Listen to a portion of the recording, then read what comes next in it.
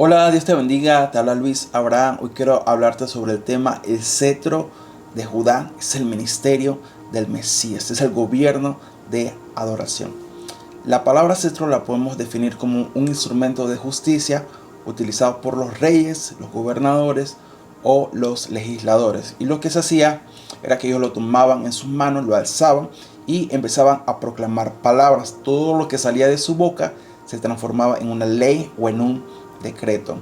Génesis 49, versículo del 8 al 11 nos dice: Judá, te alabarán tus hermanos, tu mano en la cerviz de tus enemigos. Judá significa alabanza o adoración. Dice: te alabarán tus hermanos, acerca de que esta profecía mesiánica nos habla acerca de Jesús, de que las naciones van a alabarlo a él, pero que también nos habla de que el Mesías va a destruir a sus enemigos. Dice: los hijos de tu padre se inclinarán a ti.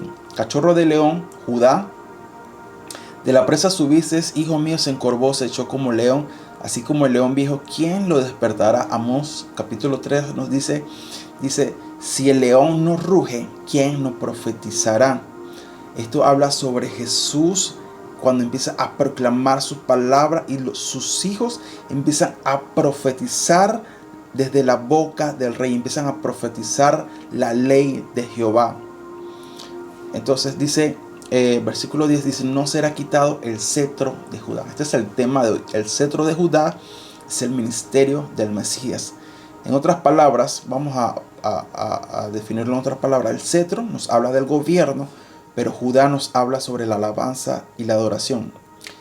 Parafraseado podría decir: no será quitado el gobierno de aquellos que están alabando y adorando, ni el legislador de entre sus pies, hasta que venga Silo. Silo significa aquel que trae descanso, dice, y a él se congregarán todos los pueblos. Versículo 11 dice: atando a la vid su pollino y a la cepa el hijo de su asna, lavó en vino su vestido y en la sangre de uvas su manto. Esta parte de este versículo vemos su cumplimiento en Cristo Jesús muriendo por nosotros en la cruz del Calvario, donde Él lavó con su sangre nuestros pecados y nos hizo una expiación a favor de nosotros para que nosotros fuésemos libres por Él. Una pregunta: ¿por qué Dios está tan interesado en la alabanza y en la adoración? ¿Y por qué en Apocalipsis hay un movimiento de adoración y grandes clamores? ¿Y por qué es esto? Porque la alabanza y la adoración están ligadas al ministerio del Mesías. En realidad es esta profecía de Génesis 49 que se la dio Jacob a su hijo Judá. Entonces, ¿de qué tribu era David? David era de la tribu de Judá.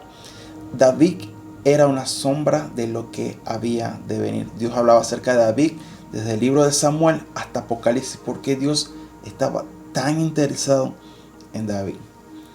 Dice 1 Samuel 13:14: mas ahora tu reino no será duradero. Hablando acerca de Saúl, dice: Jehová se ha buscado un varón conforme a su corazón, el cual Jehová ha designado para que sea príncipe sobre su pueblo, por cuanto tú no has guardado lo que Jehová te mandó.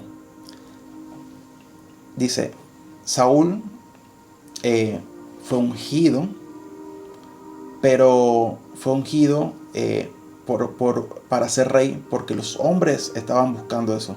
Pero Dios ya tenía aparte un rey que iba a hacer las cosas conforme a su corazón. Entonces, Dios no va a quitar el gobierno de aquellos que estén adorando. Dice: ¿cómo podemos ser parte del cumplimiento de estas profecías? Haciendo lo que Dios está mandando. Es cumplir la profecía de traer un gobierno que viene por medio de la adoración. Por eso que Dios le agradó tanto a David. David que estaba cumpliendo una sombra profética de lo que había de venir, hablando acerca de Jesús. Lo primero que Dios vio en David antes de recibir la unción fue que era un hombre que tenía la forma de su corazón. Cuando Dios vio a David, un adolescente que estaba pastoreando las ovejas, estaba cuidando el rebaño, antes de David recibir la promoción para ser rey, él ya estaba haciendo algo. ¿Y qué era? Estaba adorando. Dice que David Él tenía un arpa con la cual él tocaba y cantaba y ministraba el corazón de Dios. ¿Qué fue lo que Dios vio en David? Vio la profecía de Génesis cumpliéndose en David. Era el ministerio del Mesías cumpliéndose en la vida de David. ¿Por qué? Porque Dios quería traer un cetro, un gobierno por medio de Judá, que significa la alabanza y la adoración. Gobierno por medio de la adoración. La adoración viene antes de la unción. Cuando David fue al palacio, David se llevó su arpa, que representa la adoración, y cuando fue rey sobre Israel, trajo una reforma de adoración que apuntaba a lo que había de venir. David era una sombra de lo que había de venir. Aquí estaba apuntando David al ministerio de Jesús en el cielo como un intercesor, día y noche, como aquel que clama y como aquel que el cielo se une a estos clamores en adoración. Es el movimiento de arpas y copas en Apocalipsis. Entonces no puede haber un reino o gobierno permanente sin adoración, que fue el caso de Saúl. El gobierno de Saúl, un rey sin adoración. En el tiempo de Saúl, en los 40 años que él estuvo, nunca trajo el arca. Dice que el arca quedó perdida hasta que David fue puesto como rey. Entonces David fue a buscar el arca que se había perdido y la puso en Jerusalén. Entonces, ¿cuál fue la reforma que David trajo? La reforma de la adoración, que fue lo que David cambió de generación en generación. ¿Por qué se habla tanto acerca de David? Porque David estaba cumpliendo el ministerio del Mesías, el ministerio de Jesús, el movimiento de arpas y copas. Saúl fue ungido, pero no fue para siempre, porque le faltó ¿qué? Adoración. Por eso que la promesa en Génesis 49 dice: yo pondré el cetro de Judá y no se le quitará el legislador. Pero ¿dónde se cumple la profecía? Cuando se une el gobierno y se une la adoración. Si solamente hubiera gobierno, entonces ¿qué? Se le quita el legislador, como fue en el caso de Saúl. Saúl era un gobernador, era un rey, pero como no tenía adoración, se le fue quitado su reino. Pero David tenía la adoración y Dios lo ungió para ser rey, y entonces esto fue ¿qué? Perpetuo. Por eso que dice que Jesús viene de la raíz de David. Porque David estaba apuntando al mismo Mesías. Todo lo que David estaba haciendo era una sombra de lo que había de venir. Dice, David trajo el arca, que significa el trono de Dios, pero también era el lugar donde las personas se reunían para adorarlo. Entonces Dios estaba buscando en David sin saberlo. Él estaba adorando mientras pastoreaba las ovejas. Y él no estaba buscando una posición para ser rey, él simplemente estaba adorando. Adoración significa amar a Dios. Amar a Dios, pero con todas tus fuerzas, es corresponderle a Dios sin esperar nada a cambio. Eso es lo que David estaba haciendo. Estaba amando a Dios sin esperar nada a cambio. Cuando David fue puesto como rey, trajo la reforma del tabernáculo de David, que era un movimiento de adoración y oración 24 horas, 7 días a la semana. Es tanto así que el nombre de David se habla desde Samuel hasta Apocalipsis. ¿Por qué? Porque él trajo la reforma de lo que había de venir. Era la promesa de Génesis 49 cumpliéndose en la vida de David. Era el cetro de Judá, el ministerio del Mesías. Un día David quiso hacerle casa a Dios y Dios le dijo: no, yo soy el que te voy a hacer casa a ti. ¿Por qué? Porque cumplió la profecía. Entonces, si cumplimos la profecía del cetro de Judá, vamos a caminar en la profecía más segura, que viene de la palabra de Dios. Salmo 45 es un salmo. ¿Qué significa salmo? La palabra salmo es Teila, es una canción espiritual que te va a llevar a la contemplación acerca de las obras de Dios y de quién es Dios. Por eso los Salmos es el libro que más habla acerca del Mesías. Este fue el ámbito que David creó 24 horas, 7 días a la semana. Todas las canciones y todas las oraciones estaban apuntando ¿qué? A las obras del Mesías. Por eso que había un ambiente de contemplación. Las profecías eran para contemplar a Jesús, para contemplar a aquel que ha de venir. Salmos 45 es una canción de amor, pero también es una oración. ¿Por qué? Porque los salmos son canciones, pero también son oraciones. Es una oración saturada de adoración. Salmo 45, versículos 6 al 7 dice: Tu trono, oh Dios, es eterno y para siempre. Cetro de justicia es el cetro de tu reino. Has amado la justicia y aborrecido la maldad. Por tanto, te ungió Dios, el Dios tuyo, con óleo de alegría más que a tus compañeros. Otra vez la palabra cetro, que significa el gobierno de Dios. Dice: y has amado la justicia. Has amado la justicia. Nos habla sobre corresponder en amor, sobre corresponder en adoración por quien es Dios. Dice, esta promesa, otro punto, esta promesa vino hasta Esther. Recuérdense que David era de la tribu de Judá. Y Esther también ahora es de la ¿qué? De la tribu de Judá. Hay algo que se repite en aquellos que vienen de esta tribu y tienen estas dos cualidades, que son gobernadores y que también son adoradores. Esther era una reina, tenía el gobierno, el cetro, pero también era una adoradora, haciendo referencia a la tribu de Judá, que significa alabanza y adoración. Pero Esther era una reina adoradora, pero que también clamaba. Era una judía que había sido exiliada. Y este cumplimiento de una reina Esther también apuntaba al ministerio del Mesías. Aquellos que gobiernan, pero por medio de la adoración. Esther capítulo 8, versículo del 1 al 5, dice: el decreto de Asuero a favor de los judíos. Dice: el mismo día el rey Asuero dio a la reina Esther la casa de Amán, enemigo de los judíos, y Mardoqueo vino delante del rey, porque Esther le declaró lo que él era respecto de ella. Y se quitó el rey el anillo que recogió de Amán y lo dio a Mardoqueo, y Esther puso a Mardoqueo sobre la casa de Amán.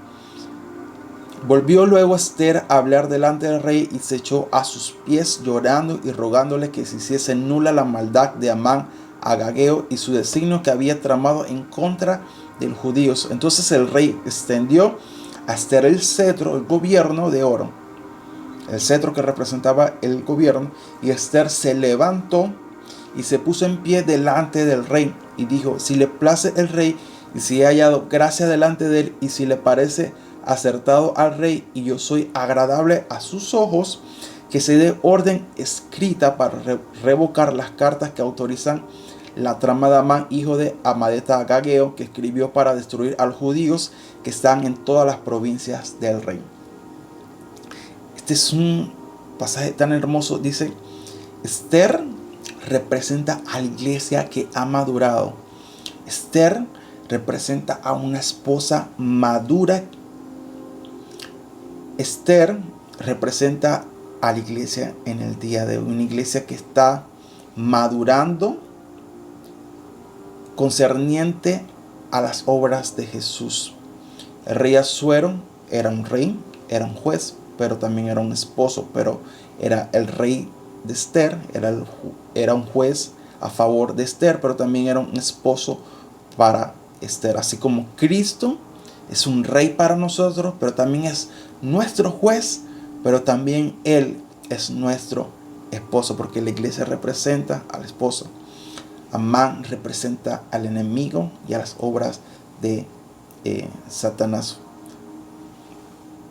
Amán era un enemigo de los judíos, que representaban los judíos de la tribu de Judá, la alabanza y la adoración de aquellos que están en gobierno y de aquellos que están adorando y clamando. Entonces hay una guerra desde el principio, cuando Lucifer se levantó en contra de Dios. Porque ¿qué era lo que Lucifer quería?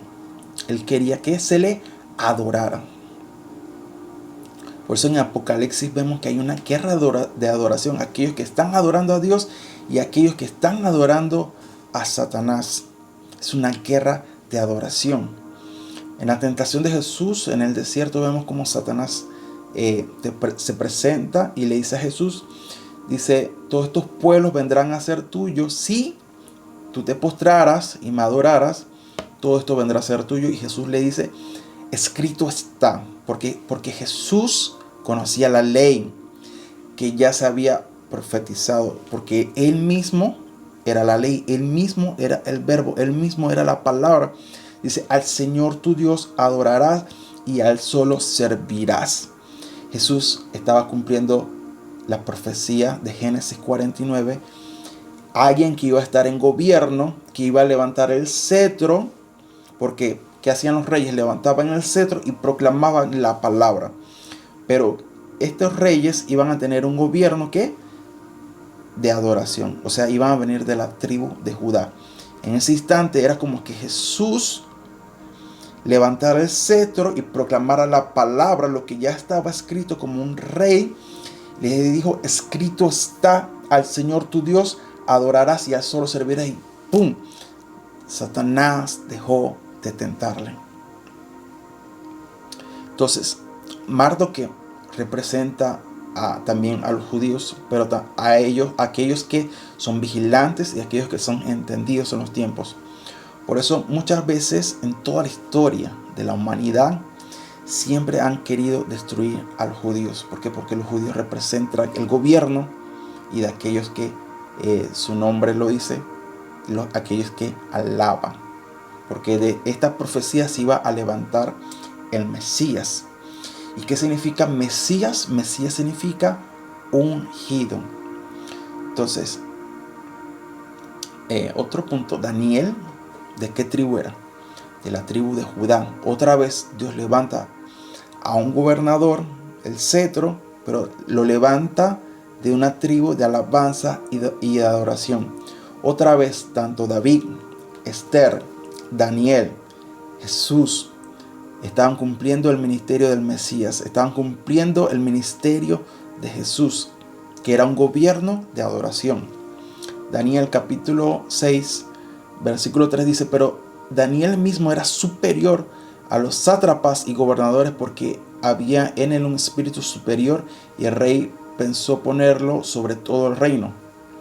Versículo 10 dice, cuando Daniel supo que el edicto había sido firmado, entró a su casa y abiertas las ventanas de su cámara que daban hacia Jerusalén, se arrodillaba 3 veces al día y oraba y daba gracias delante de su Dios como lo solía hacer antes. Seguimos. ¿De qué tribu era Jesús? Jesús era de la tribu de Judá. Otra vez, la promesa dice que Dios iba a levantar un cetro para traer un gobierno, un rey para traer un gobierno. Jesús es la promesa cumplida acerca de esta profecía. En Apocalipsis vemos a Jesús también trayendo este cetro, pero este cetro se le llama la vara de hierro. Dice que esta vara de hierro viene para traer justicia y destruir la maldad. Mateo 27-29 dice, y pusieron sobre su cabeza una corona tejida de espinas, dice que, y una caña en su mano derecha, que representa el cetro, e hincando la rodilla delante de él, lo escarnecían diciendo, salve el rey a los judíos. Este es el gobierno de adoración que viene, que por medio de esto, por medio de Jesús, se salven las naciones. Este es como el instrumento que Jesús va a utilizar, la herramienta de gobierno que Jesús va a utilizar para gobernar a las naciones, para traer salvación a las naciones. Apocalipsis 2 dice, versículo 26, al que venciere y guardare mis obras hasta el fin, yo le daré autoridad, o sea, el gobierno sobre las naciones, y las regirá con vara de hierro. Aquí está la promesa de Génesis 49, y serán quebradas como vaso de alfarero, como yo también le he recibido de mi Padre, y le daré la estrella de la mañana. El que tiene oído, oiga lo que el Espíritu dice a las iglesias. Ahora la iglesia en Apocalipsis está cumpliendo el ministerio de Jesús. ¿Cuál era el ministerio de Jesús? Traer un gobierno por medio de la adoración, el cetro de Judá. El Salmo 2, versículo 7 dice, yo publicaré el decreto de Jehová, me ha dicho, mi hijo eres tú, Yo te engendré hoy. Pídeme y te daré por herencia a las naciones y como posesión tuya los confines de la tierra, y los quebrantarás como vara de hierro, como vasija de alfarero los desmenuzarás. Otra vez vemos la promesa del cetro de Judá. Es un gobierno de adoración que va a traer justicia y juicio en contra de la maldad. Pedro 2:9 dice: mas vosotros sois linaje escogido, real sacerdocio. Otra vez, el cetro, sacerdocio, la alabanza y la adoración. Una nación santa, pueblo adquirido por Dios, para que anunciéis la virtud de aquel que os llamó de las tinieblas a la luz admirable. ¿Cómo nosotros podemos ser parte de esta profecía? ¿Cómo podemos cumplirla hoy? ¿Cómo podemos ser parte de esta promesa? Y es teniendo la mentalidad de una esposa que ha madurado, que entiende lo que el rey, hablando acerca de Jesús, que es su rey, que es su juez y que es su esposo, que Él está en los cielos intercediendo por nosotros. Es la mentalidad de la esposa que ha madurado y se pone de acuerdo, así como están unidos por un anillo de compromiso, que es el Espíritu Santo, por la cual fuimos nosotros sellados. Nos ponemos de acuerdo con lo que el esposo está clamando en el cielo, lo hacemos aquí en la tierra. Lo que se está cantando en el cielo, lo hacemos aquí en la tierra. Esto es cielo y tierra. Es el esposo y la esposa unidos, así como si estuvieran unidos por un anillo, poniéndose de acuerdo para decir lo mismo, para proclamar la ley de Jesús aquí en la tierra. Sin duda, este es el movimiento que va a suceder en Apocalipsis 4, Apocalipsis 5. Todo lo que se desata, los sellos, las trompetas, las copas, es en realidad el cielo uniéndose con la tierra uniéndose con el cielo. Es la esposa poniéndose de acuerdo con lo que el esposo está diciendo en el cielo. Y después de esto hay un gran avivamiento. ¿Cuál es la reforma que necesitamos para el día de hoy? Lo mismo, cumplir la promesa de Génesis 49 de tener un cetro de Judá. Es el gobierno y adoración. Adoración y gobierno. Pero estas en realidad son que el ministerio del Mesías, el ministerio de Jesús. Lo que Él está haciendo en el cielo, lo hacemos aquí en la tierra. Bueno, esta enseñanza se llamó el cetro de Judá. Vamos a orar. Padre, en el nombre de Jesús, yo declaro sobre toda persona que esté viendo este mensaje, Señor, Padre, su corazón sea transformado, así como transformaste, Señor, a David, Señor, a Esther, a Daniel. Señor, que nos pongamos de acuerdo, Señor, con lo que está sucediendo en el cielo, sea aquí en la tierra. Nos unimos al ministerio del Mesías. Es el arma que Dios ha preparado para los últimos tiempos. Es un movimiento de alabanza, de adoración, de clamores, pero que uniéndonos a lo que Jesús está haciendo en el cielo, lo hacemos aquí en la tierra. Padre, nos unimos como una iglesia que ha madurado, así como una Esther que estuvo dispuesta a dar su vida a favor de su pueblo. Padre, nos ponemos así como una iglesia que ha madurado, que está dispuesta a morir a sí misma para que el reino de su amado se cumpla aquí en la tierra. Padre, ayúdanos a gobernar como tú quieres que gobernemos, no a nuestra forma, sino en la forma que tú deseas, Señor, que seamos conforme a tu corazón, que podamos traer el cetro de Judá, el gobierno por medio de la alabanza, de la adoración, de los clamores, de las oraciones, y que nos unamos al ministerio del Mesías, al ministerio de Jesús. Lo que sucede en el cielo, lo hagamos aquí en la tierra. Amén. Bendiciones a todos.